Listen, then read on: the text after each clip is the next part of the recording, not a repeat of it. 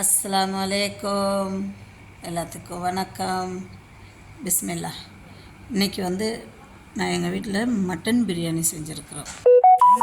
நான் என்னோடய சேனலில் ஏற்கனவே நான் மட்டன் பிரியாணி எப்படி செய்கிறதுன்னு நான் போட்டிருக்கேன், ஃபுல் லிங்க்கு.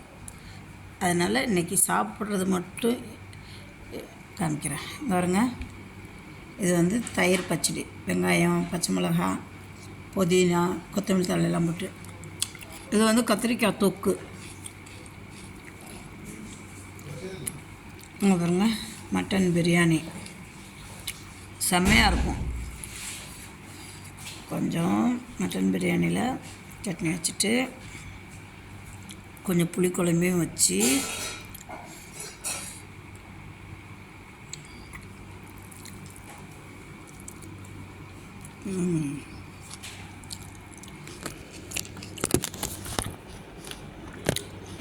செம்மையாக இருக்கும். வாங்க, பிஸ்மில்லா. என்னோடய சேனலில் நான் ஏற்கனவே மட்டன் பிரியாணி எப்படி பண்ணுறதுன்னு போட்டிருக்கேன். பிடிச்சிருந்தா ஷேர் பண்ணுங்கள், சப்ஸ்கிரைப் பண்ணுங்கள், லைக் பட்டனை ப்ரெஸ் பண்ணுங்கள். வாங்க, நீங்களும் கொஞ்சம் சாப்பிடுவீங்க.